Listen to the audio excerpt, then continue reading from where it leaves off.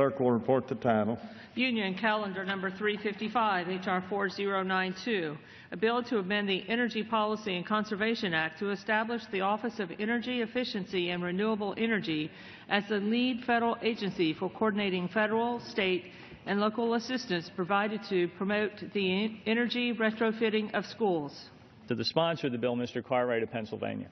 Gentleman from Pennsylvania is recognized for 5 minutes. Thank you, Mr. Speaker, and I thank the gentleman from Maryland for yielding. I'd like to thank Congressman Welch from Vermont for his leadership on this bill as well. It's no secret that Congressman Welch is one of the great champions in the House on the issue of energy efficiency, and it has been my pleasure to work with him on this. I'd also like to thank Chairman Upton and Ranking Member Waxman for their support in guiding this bill through committee.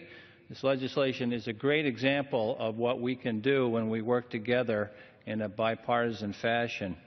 And I'd like to thank the majority and minority staffers.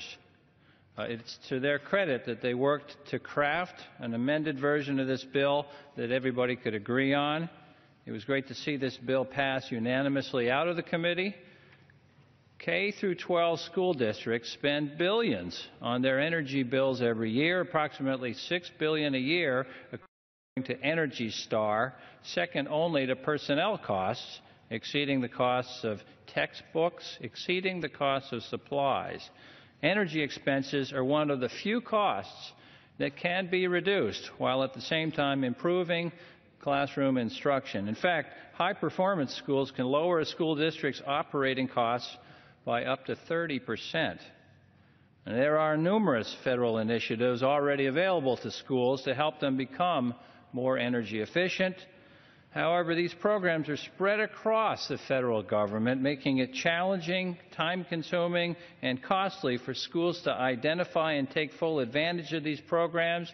And I've heard it said that you practically need a degree in library science to research and find all of these programs.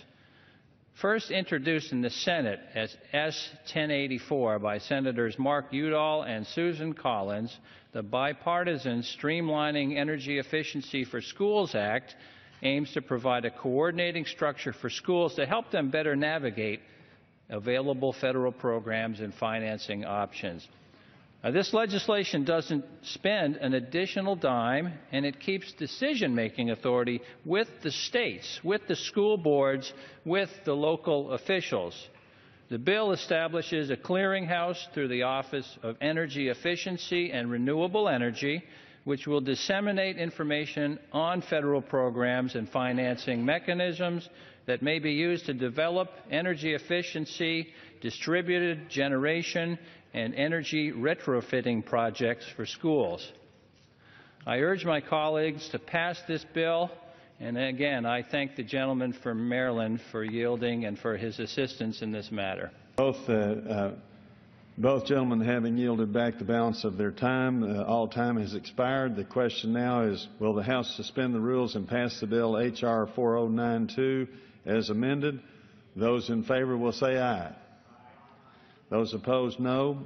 In the opinion of the Chair, 2/3 being in the affirmative, the rules are suspended, the bill is passed, and without objection, the motion to reconsider is laid on the table.